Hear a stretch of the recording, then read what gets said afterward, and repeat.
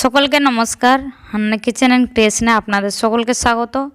আজকে চলে এলাম আরেকটি ফুচকার রেসিপি নিয়ে। তো চলুন দেখে নিই। এই যে এখানে আমি ফুচকা নিয়ে নিয়েছি, যেগুলো হচ্ছে বাজার থেকে পাওয়া যায়। তো সেগুলোকে এখন ভাজবো, এর জন্য তেল এখানে দিয়ে দিয়েছি আর তেলটাকে গরম করে নিচ্ছি যেন সুন্দর করে ভাজা যায়। এই যে দেখুন তেলটা আমার গরম হয়ে গেছে আর এর মধ্যে আমি ফুচকাগুলো দিয়ে ভেজে নিচ্ছি।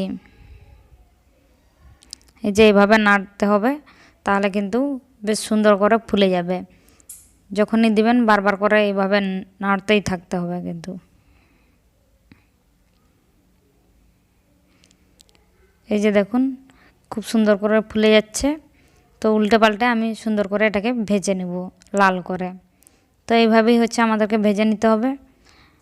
এইখানে অনেক ফুচকা আছে, তো আমি অল্প একটু ভাজা দেখাচ্ছি, কারণ এতটা হচ্ছে এখানে প্রায় 3 কেজি ফুচকা আমরা ভাজবো, তাই জন্য হচ্ছে আজকে সব কচি কাচারা আমার সাথে লেগেছে। এই যে দেখুন তারাও ভাজতে শুরু করে দিয়েছে, এখন আমাকে সাহায্য করছে। তো এদিকে এরা ভাজতে ভাজতে আমরা আলু এবং হচ্ছে যে ফুচকার জল হয় সেটাকে হচ্ছে বানিয়ে নিচ্ছি।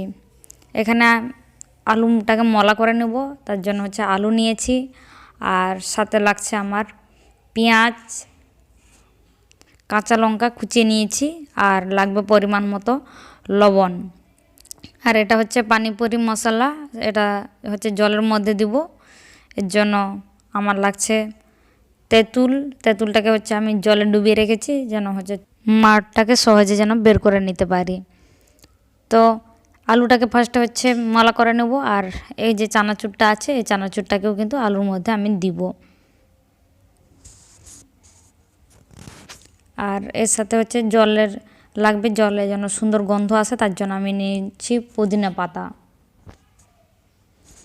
তো এই যে দেখুন আলুটা আমি মলা করে নিয়েছি আর অন্যদিকে আর একটা বাটিতে যার মধ্যে হচ্ছে ভিজিয়ে রেখেছিলাম তেঁতুলটা, সেখানে হচ্ছে পুদিনা পাতা আর তেঁতুলটাকে হচ্ছে আমি চটকে নিয়েছি আর সেটাকে ছেঁকে নিয়ে একটা বালতিতে রেখে দিয়েছি।